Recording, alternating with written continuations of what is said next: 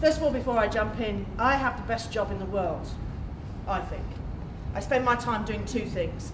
I do the very tough stuff. I spend my time in Japan. You can imagine things happening in Japan at the moment, post-Fukushima. I spend my time in China, in Singapore, and in Australia, working with gas, water, and electricity companies on their toughest problems. I love my job. I've been doing it for about 17 years. Originally from the UK, came to Australia on the promise of a job with 2 suitcases, and I'm still here. The second part of my job is I like to call myself a bit of a trend hunter. So I do a lot of research, particularly in recent years around consumer trends. So hopefully at the end of today, I will tell you a couple of things that surprise you. I'm hoping. So I'm going to look at a couple of you as I'm presenting and see if I can see this face. And if I don't see this face, I'll step it up a bit. Before I start, I wanted to kind of reflect for a moment. When we first started doing this research with IWN, we'd just come off the back of the experiences in electricity around smart metering here in Victoria. And there's the good and the bad, and at times a little bit ugly. So I've got a lot of very blunt lessons learned. And what was really interesting when we did the research was the difference between the perceptions of the different essential services. And the first thing that we noted was that water is the most essential of all essential services. And the reason we did the research was we really wanted to find out what are the needs and wants of water consumers relative to how do they feel about other essential services, and what do they actually want from you.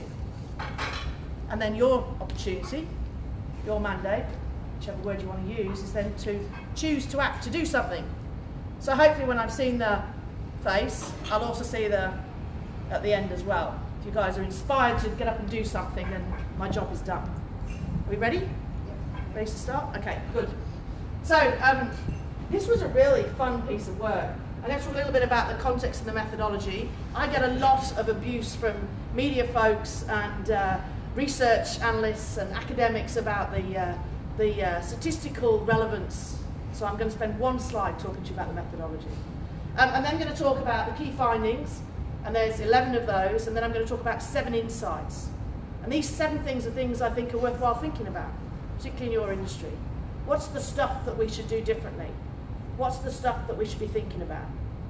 Specifically on consumer needs and wants. And frankly, what should you be doing differently as an idea for how do you change things within the industry? So, first of all, this is the research we did. We had a couple of objectives. We need to find out what the needs and values are, what the opportunities for improvement are, what the barriers are, what's holding us back. Where's the value? Why do consumers even care about some of these new technologies and what's in it for them? And then finally, what's the difference between different customer groups? One size does definitely not fit all.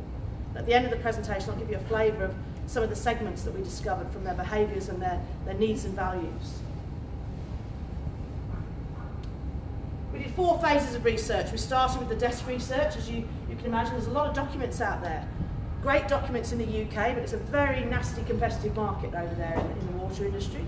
And so we looked at some of the documents from the UK, from the US, here in Australia. We then did focus groups, 2 in Melbourne and 7 in the regional locations. Very interesting comments back from those focus groups. Nobody was shy in holding back.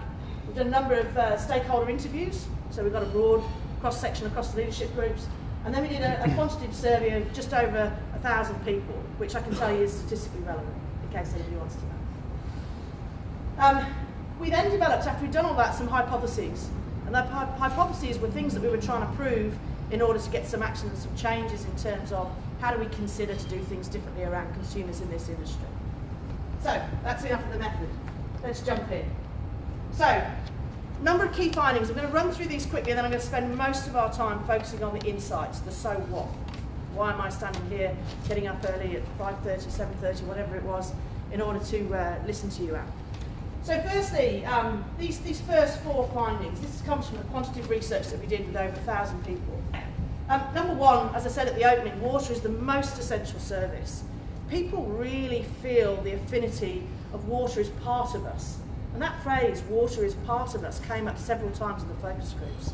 So people's feeling, if I'm standing here in my role and I'm looking at how people feel about electricity and gas versus how they feel about water, it's very different.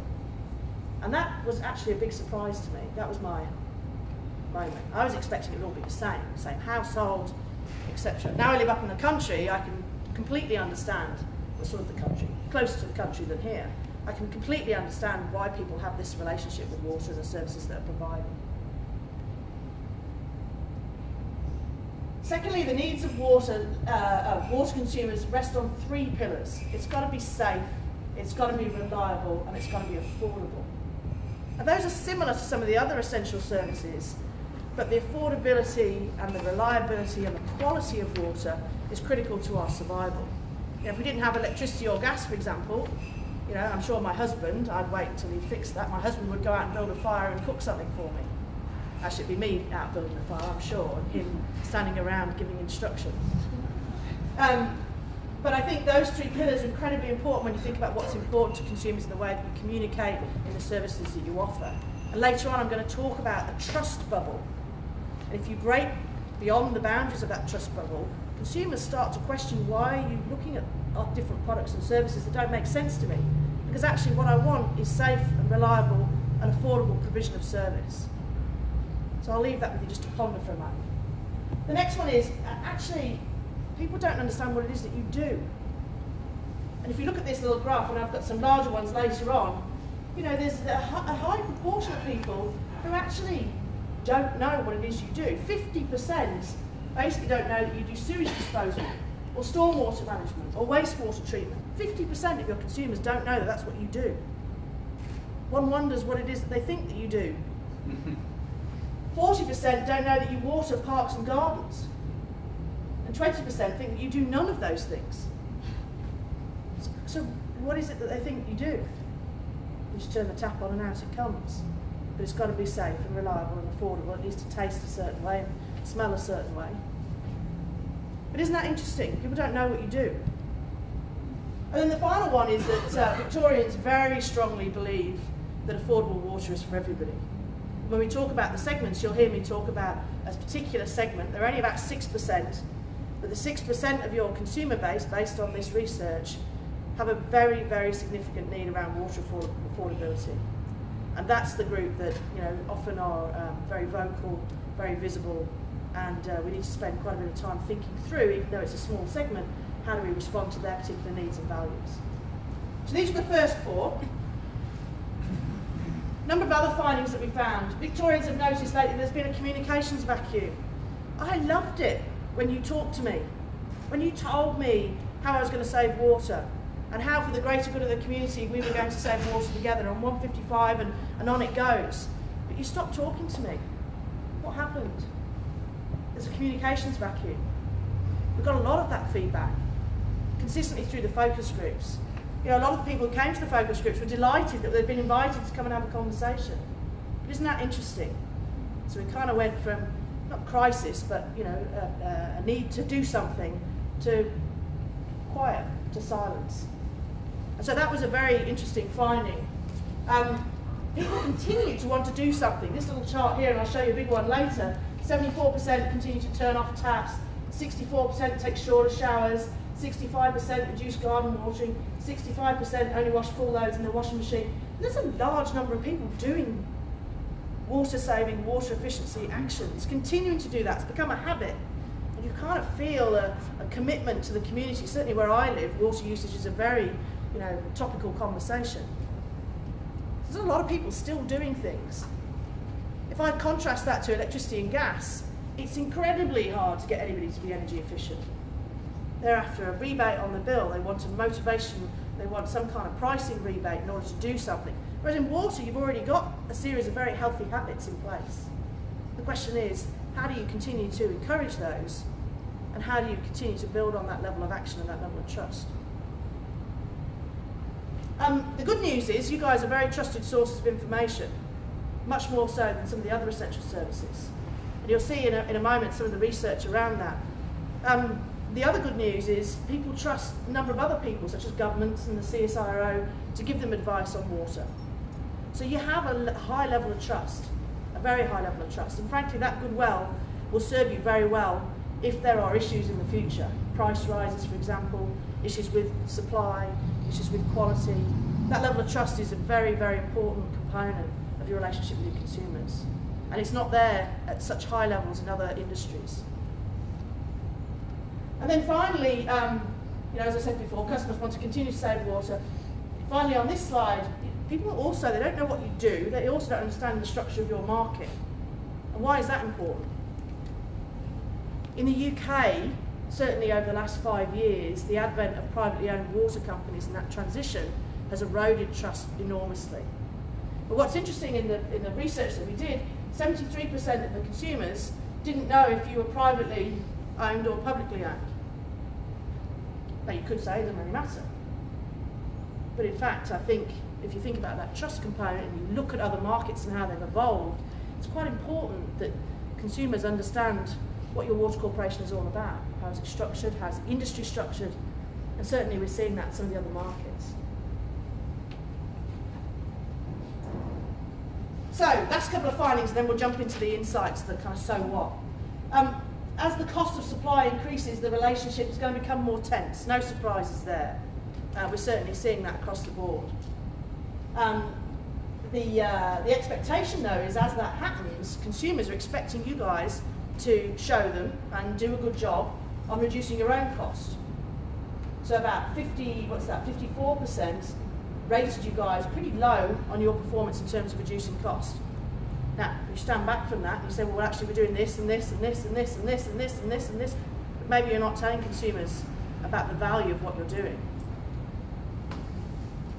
Product personalisation, these last two are around consumer perceptions. Product personalisation, you know, when I fly or when I shop in Coles or Woolworths, or if I fly with Qantas or Virgin, or actually recently if I keep my mortgage with a particular bank, I'm rewarded. I'm rewarded, whether it be loyalty points or vouchers or a particular bonus or a better service from the bank, I'm rewarded. And all the information is given to me in a very personalised way. That's your bank ringing you saying, thank you for your business. But it's projected to me. I mean, the best example of this is American Express.